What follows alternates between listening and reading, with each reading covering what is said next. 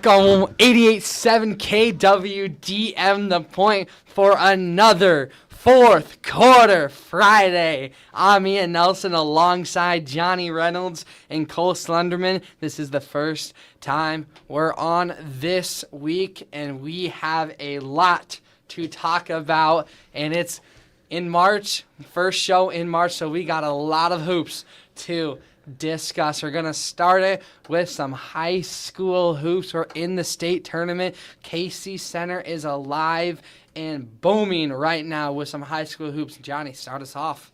Yeah, I hope you definitely missed us because we have so much to cover, and this is probably our favorite time of the year to really call this and the whole sports world, is especially basketball.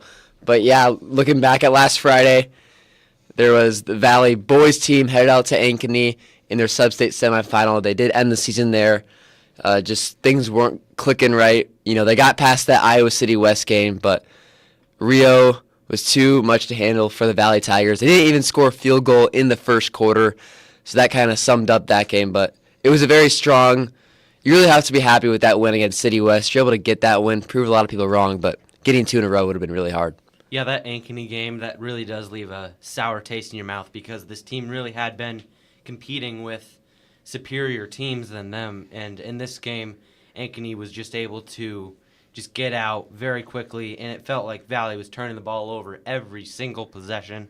And when you do that, you're not going to win the game. And especially they weren't able to hit shots. They had a couple of open shots that could have, cut this game down to even a 10-point game, and that's where you can just hang around, and that's what they've been doing all year, but they just weren't able to hit those shots. So, that Iowa City West game, that's really a sign of better things to come, in my opinion, and just how things have started to turn up for the Tigers. So I'm not too worried about this Ankeny game. I do think that the Tigers are going to be better looking into next year. Yeah, I think that is one of the key points is this team showed, especially late, that they have fight. They just weren't able to put things together in a timely manner. And we've talked about it all year. Momentum is one heck of a drug, and they just could not get momentum on their side at all during the season. We thought potentially they would be able to take the Iowa City West game and put it into the Ankeny game, and they just weren't able to do that. And yeah, there's a lot of players that on this team. I am aware Jaden Attaway made third team all-conference this year, and then an honorable mention. Keen Jorgensen was an honorable mention. Everybody else would be graduating. Eddie Heibels, Colton Remick, and Sam Strawn were the other three of the Valley Tigers that earned honorable mentions for all-conference. But Jaden Attaway, third team, he's shown he could potentially make that a second team or even a first team next year, and that's something we wouldn't be surprised with. He was so good, especially as of late. And then Keen Jorgensen had a little bit of a step-back year after really rising to the occasion last year, subbing in for Zay Robinson. So I think this team, like you mentioned, Cole, has a lot of work that they do need to do, but they have a lot of growth that they showed and that they're going to be able to use next year. Yeah, it'll be interesting for sure. Really strong end of the season despite the loss, I'll have to say, just on how they competed and really worked at it. But moving on to the girls, we made our predictions the week prior, but starting off with the Valley girls against the Dowling Catholic Maroons, it was a 7-2. I was fairly impressed with how Valley played despite the loss. It was a great fight, just could not contain Ellie Moeller to the end. But for the Tigers, I think, Tylee White and Bailey Uthoff stepped up huge, but just could not pull it off at the end. But a really great game from Valley, especially since that game we saw in January. Yeah, I mean, that was one of the questions was Valley had struggled a lot looking into the season in two separate things. One, against very strong opponents, against Waukee Northwest, against Johnson, against Dowling. They just struggled heavily. All of those games were nowhere near close in any of those matchups. So we questioned how could Valley contain themselves against Dowling, and they did very well. They stayed in it, and there were moments where I thought Valley would have a chance to run away with it, especially late if they could start hitting shots, and that's something that we've seen all year is when the game gets close, if they're not making their shots consistently, Abe can't pull out a win, and that was just another case here. They had opportunities. They had great looks. There was a moment where the game was tied late, and then Dowling gets a couple of big shots. Valley couldn't contain their shooters, and they were able to run away. I really, really was impressed by Adriana Sears, the freshman. She was just a bucket after bucket late, and we didn't see much early on from Adriana Sears, but at the end, she just could not miss a shot. That's where half of her 24 points was. She was the leading scorer with 24, but a lot of those points came from late minutes, and I think that is what really helped Dowling in this one. Yeah, and it was kind of the formula that you had to play with to win this game. You were going to have to keep this game low scoring, which they did. It was 55-48. And they had to hit their shots. They shot 9 of 14 from 3-point land, so they shot the ball really well. It's just Dowling is just so talented, and even you mentioned Sears, who's only a freshman. That's going to be a thorn in everyone's side for the next 4 years or the next 3 years now, and so it's just going to be really interesting to see, especially next year with so many players coming back. It's all except for Carrie Rose and Avery Moon. But Valley has so many returning contributors, how they're going to be able to, respond to all the talent of a team like a Dowling, and they really showed that they can stick with a team like Dowling. Yeah, and I think another thing quickly for this game alone, and something we didn't really see much was Valley. Usually in these types of games, they kind of just fell off defensively. They weren't as aggressive as the other team, and I think that was different, but it kind of hurt them.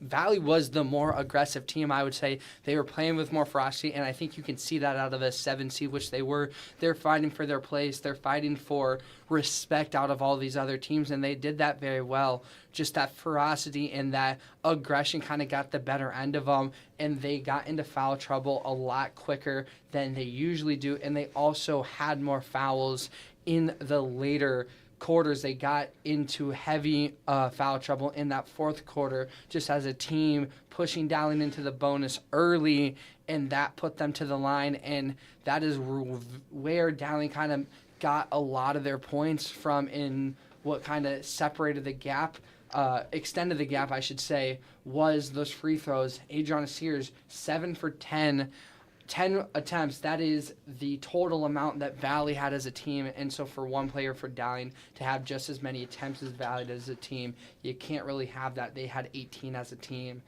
It was just another thing that Valley, with this year, wasn't able to tune up, and I think next year, like you mentioned, Cole, they'll be able to work that, and I'm excited to see how they play.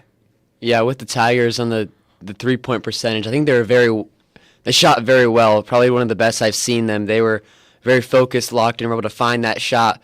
But when it came towards the end of the game, when Dowling was starting to pull away, Valley was within that 4 to 7 point crunch pretty much the entirety of the second half. But Dowling really shut the Tigers down, and they couldn't really get any open looks. Avery Moon was trying to do a lot, trying to find some passes, but they couldn't really find it, and they were just continuing to waste clock. And that's what kind of made Dowling pull away with crucial free throws. But moving on to the other girls' games in the bracket, I know when I came out, I was talking to some of these guys. I was complaining a little bit about how Valley was seeded. But now looking at it, did it really matter? Just because Northwest was able to beat the Dowling Catholic Maroons yesterday in a overtime classic. Romy Crowett put the game on ice for the Wolves. And it's going to be a Johnson Northwest final with Johnson defeating the Ankeny Hawks 49-39. We were talking a little bit before we went on air about this game. I really don't see a world where Johnson loses. I know that's of course, they're the undefeated 1 seed, that and that. But Johnston has the head-to-heads, of course, because they're undefeated. But in those games, more than any other ones that Johnston did against some of their opponents, they look stronger against Northwest. And there is a little bit of a rivalry between those two, especially in girls basketball. But Johnston, they look so strong, especially in this tournament, handling Ankeny Centennial very easily, handling a very strong Ankeny team very easily, winning by 10, and it was not really close at all. So into this Waukee Northwest matchup, they have so much momentum, and I really don't think that there's a world where Johnston really even keeps it that close. I think it might be a 5 to 7 point lead throughout the game. Johnston's just so good at getting out ahead and then retaining that. But yeah, I mean, we did talk about, we all predicted Dowling to win, and it just felt there just was that feeling that they were that they were a really good matchup for Johnston. It felt like they were going to be able to match up with that size and physicality of the Dragons, and you saw that when they would hang close. They lost both times they played Johnston, but they hung close. And Northwest, it just doesn't feel like they have that kind of team. They're just a much different team than Dowling. So this is not as good of a matchup, and I do agree with you, Ian. I think Johnston's gonna pretty handily win this game. Yeah, I'm looking at the Dragons as well, but I do think there is a shot for Northwest if they're able to really hit from the three and able to contain Jenica Lewis. But like we've talked about, the Wolves just didn't really have that height, like Dowling does, and I think that would be the reason how Dowling would win. But I think the reason how Northwest won was able to contain Ellie Moeller. If they can contain Ellie Moeller like they're going to against Jenica Lewis, there could be some potential. But the thing is about the Dragons is they have so much depth and so many other players that can get it done, which I just don't think the Wolves can prevail through that. Yeah, because that is kind of what they did against Dowling. Waukee Northwest did against Dowling. Unlike Johnston, Dowling's depth isn't as strong. If you looked at their 8-man roster against Valley and against Northwest for the Maroons, their bench only scored like 3 or 4 points as a whole, and then all of the points came from 2 to 3 players on the starting 5. In Northwest and both Johnston have stronger benches, so they're able to use more people and kind of use that to get points where otherwise everything else is going silent. That's kind of where Valley also fell short, was they don't have as strong of a bench once you get down past like your 7th man. And so when Johnston, if they can really just kind of punish Waukee Northwest and make them keep subbing out, making them keep looking at different options, I really think Johnston has done that so well this year, and it's going to make Waukee Northwest kind of antsy when it comes to getting up good shots. Yeah, let's take a quick look. Now, it's a big transition. We haven't really talked about another side of girls basketball, but we've all seen the crazy highlight, and I hope the listeners have as well with Dallas Center Grimes' comeback. They were down 6, I believe, with 45 seconds to go in the game, and the way how DCG came back, I don't think I've ever seen anything like that. No, I mean, I have, and Cole's going to get mad at me, but if any March Madness fans, UNI versus Texas A&M, a kind of sore spot for us Iowa fans, it was very similar, and it was actually like the same thing, just different font. Where Norwalk had the lead, they were up by at 1.6 points with about 30 seconds left on the clock, and it looked like Norwalk could just like dribble out. But DCG, they spot up, they start pressing at the out of bounds line. And they're the same player every time too. Was that Ava Smid for the Mustangs? Yeah, the Mustangs. They stayed up right at the inbound line, and they hounded the inbounder, and they hounded the person who was supposed to receive the ball, and they would steal the ball right out of the hand, right underneath the bucket, easy lay, and they did that time and time and time again. And then she got the N1. And then that's when the total momentum flipped, and DCG pulls out a 5-point lead, because at that point Norwalk had to start scrambling because they couldn't get the ball in when they had the lead. Now you have to get the ball in and score down, and they just couldn't do that. And DCG pulls off the 3-2 upset and moves on to the final, which is against another low seed. Carlisle comes out of nowhere as the 5 seed, beats Clear Creek, a man of the 4 seed, beats Bishop Heelan, the 1 seed in the Class 4A bracket, and now has a really good shot against the 2 seed DCG Mustangs. Yeah, and I was kind of surprised to see Carlisle that low, but they're a really good team, and DCG is going to have to bring it. And late in the game, that's kind of what March is all about. This is really that first real March play. Like, this was really getting like national attention, and this ending really does feel like to me that it comes down to coaching. You have to tell your players that. I mean, the inbounder, I'm not sure who it was, but she could run the baseline, and she wasn't doing that. She just kept trying to force it under the basket, and that's just something that you have to tell your players. And in that moment, it's very psychological. You can panic, and these types of things happen. That's what state basketball is all about. But I really do think that there is an aspect of coaching here where you have to get your players ready and in that mindset and knowing the situation and knowing what they can do. But still, this is what March is all about, and great win for DCG.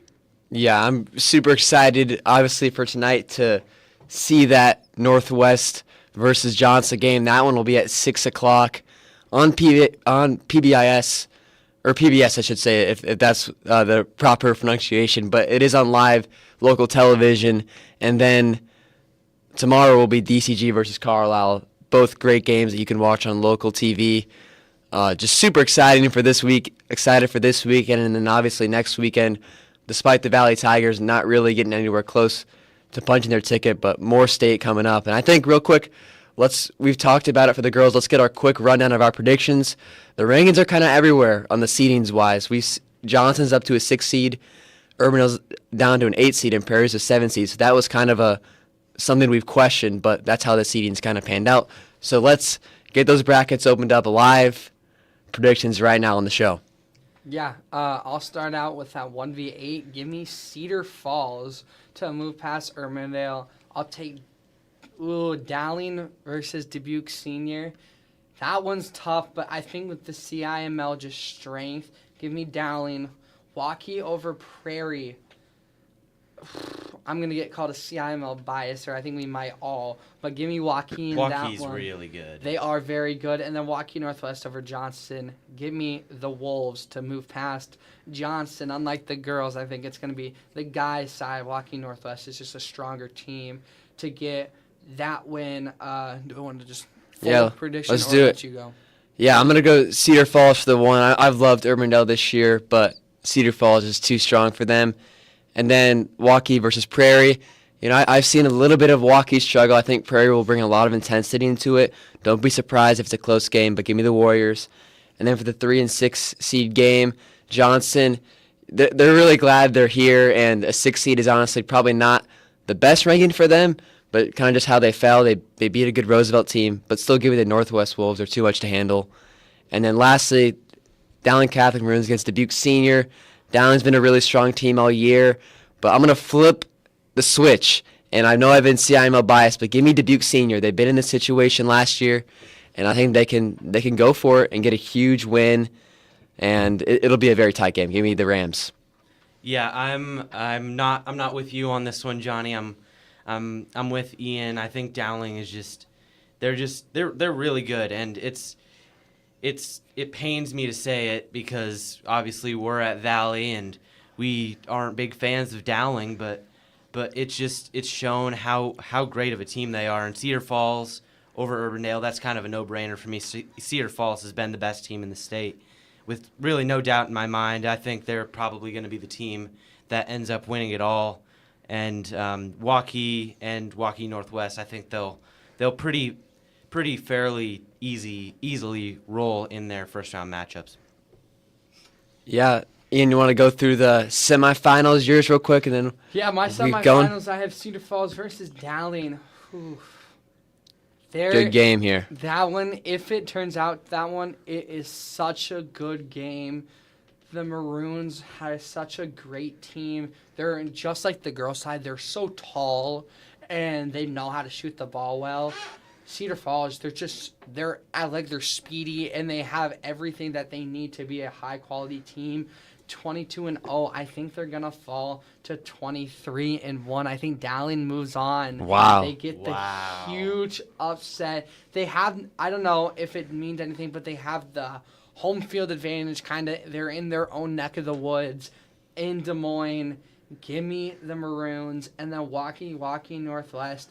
This one has been up and down. Waukee, they lost to Waukee Northwest, and I believe they also lost to Cedar Falls. I don't know where their second loss came through, but they're not going to take a third one going on to the finals. I have Waukee beating their crosstown rivals, Waukee Northwest, who will not make it back to the state champion.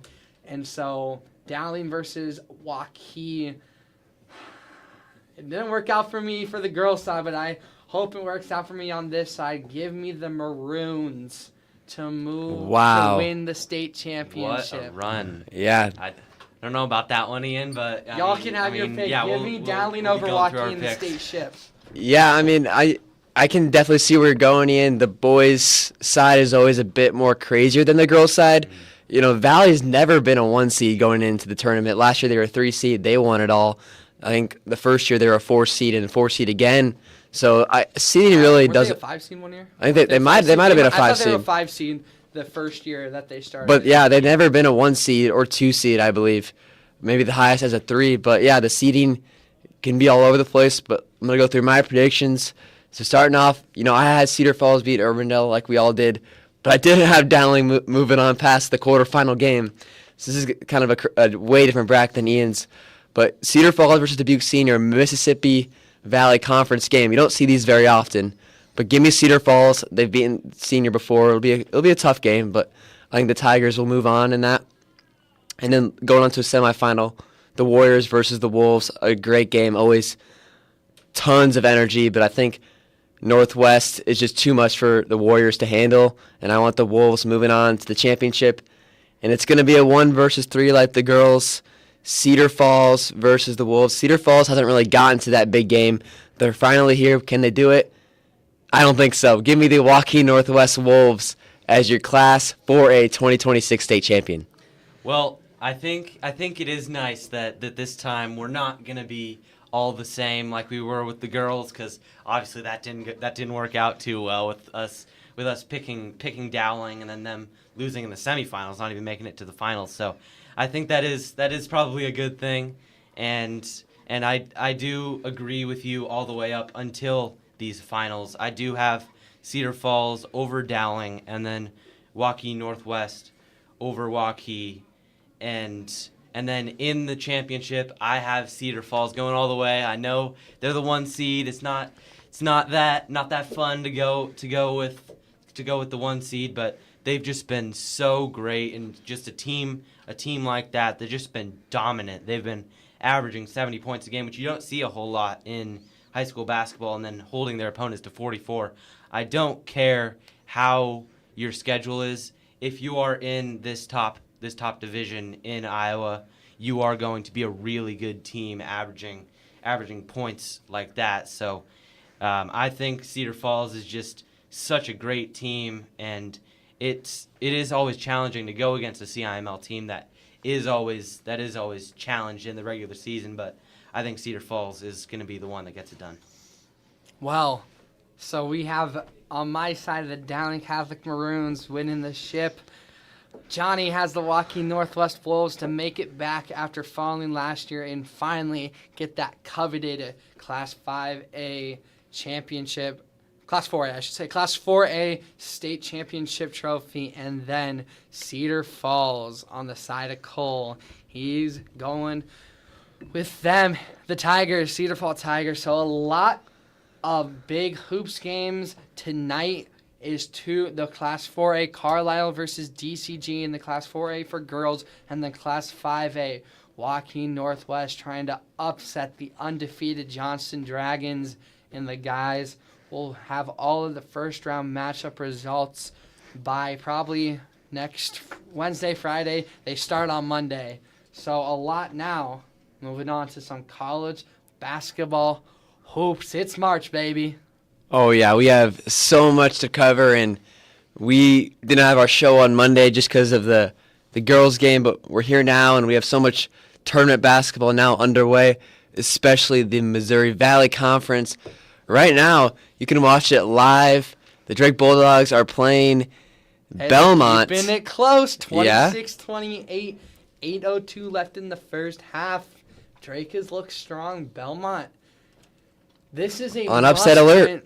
That's the issue. Must win for Belmont because it isn't like previous years where it's like the top two teams in the MVC were only 1 and 2 loss as a whole, which we've seen in years prior where potentially a 2 bid.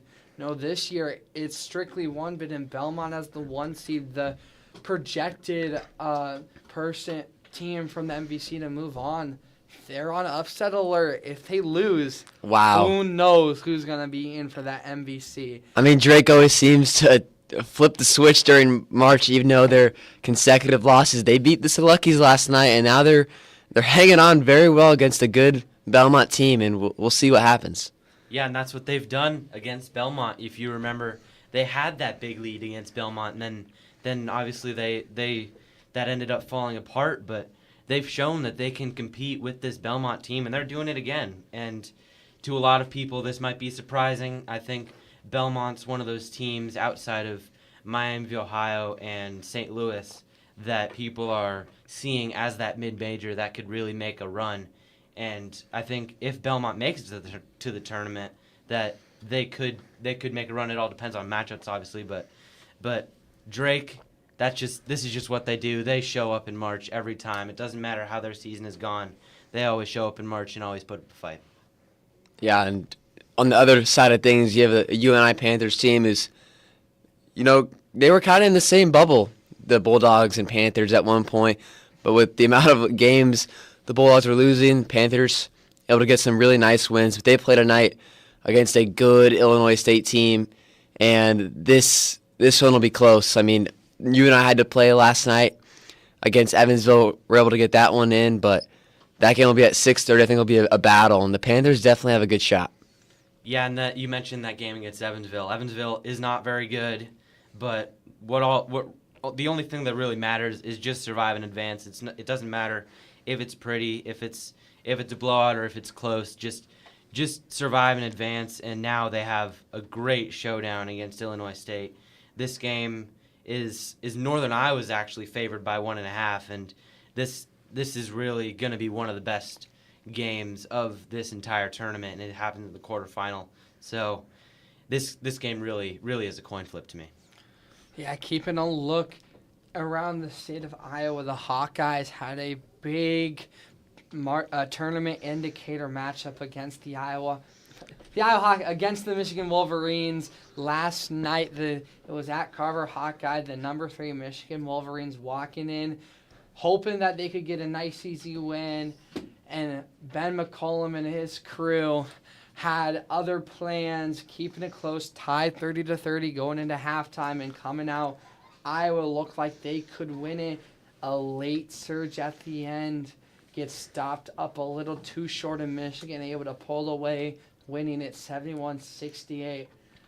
You can look at this in many different lights, but I look at it as the fact that you have to watch out for the Hawkeyes in this Big Ten tournament, and once they reach the brackets, because I think keeping it this close, you kind of cement yourself saying, hey, we need to be an at-large bid if we don't win the tournament, which I think is unlikely. Just the fact that they're able to keep it close, and they've done it all year. They've been keeping it close with a bunch of the better teams in the Big Ten.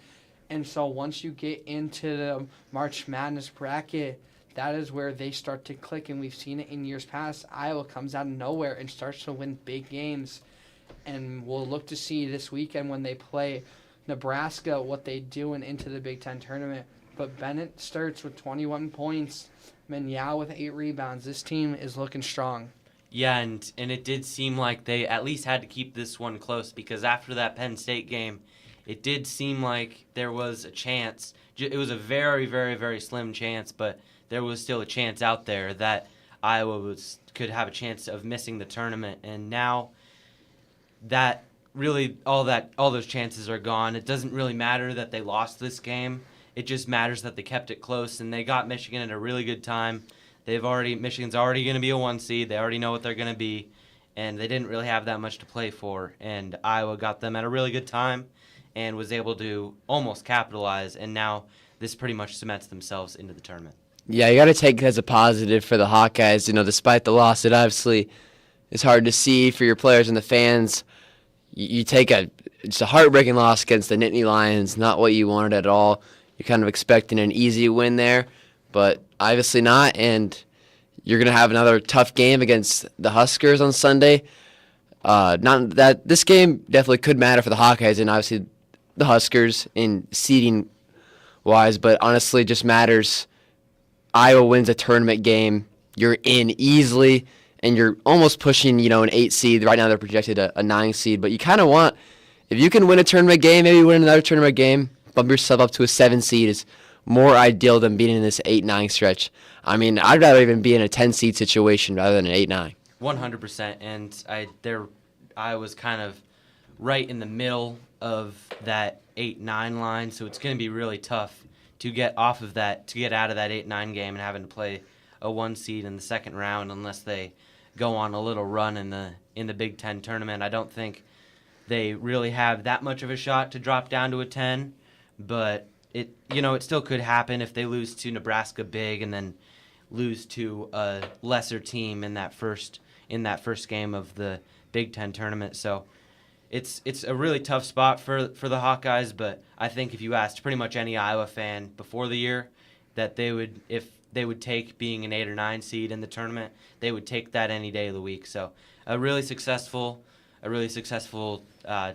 season for this Iowa team, and they do have a chance to do some damage. I really think that they do want to, out of any seed, that 7 seed is looking very enticing, or you want to get up all the way to a 5 seed, which looks very unlikely. But if you got to win the tournament for that one. You do, but if you can avoid that 6 seed, and I think from experience where Iowa State, they got a 6 seed, and then you play an 11 seed who has a play-in game. You don't want to be in that position because those play-in teams are scary. We saw Iowa State versus Pitt.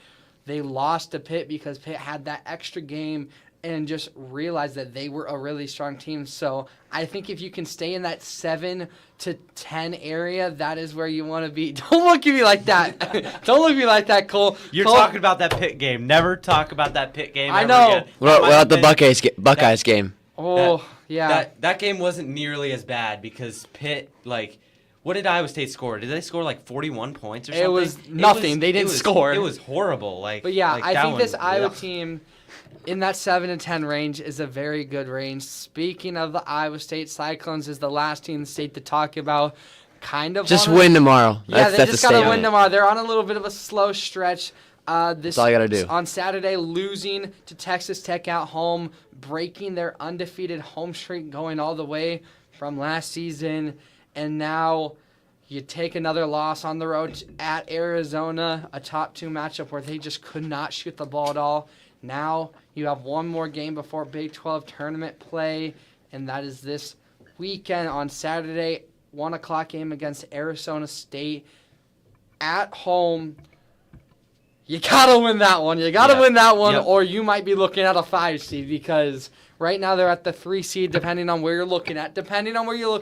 3 seed to 4 seed. If you're Joe Lunardi, you have him at a 4 seed with a loss. Who knows, Lunardi might drop him down to a 7 seed. Anymore, man. But firm in a 3 spot. If you want any chance of getting back to that 2 range, you'll have to win the tournament, I'd say, or at least make it to the championship game. But a lot to look out for, especially with tournament play for these bigger teams. Starting about next week is really when Champ Week starts for those teams with. And Selection Sunday the following Sunday. Yep. But also, speaking of Champ Week, a lot of good matchups have been happening into today, into last week. We kind of touched on the MVC with a lot of other ones. Have there any been? What is probably the one game for each of y'all that stood out to you? Well, I don't think there's really been that ending yet. There was Lehigh had a buzzer had Yeah, it was a half crazy beat, shot. but that wasn't Holy cross, that yeah. wasn't a champ week game, I don't believe. So, No, it So, that game was an incredible ending, and it just captured the whole essence of March and all that. But that wasn't a champ week game, so we really haven't had that big, that huge noteworthy champ week game.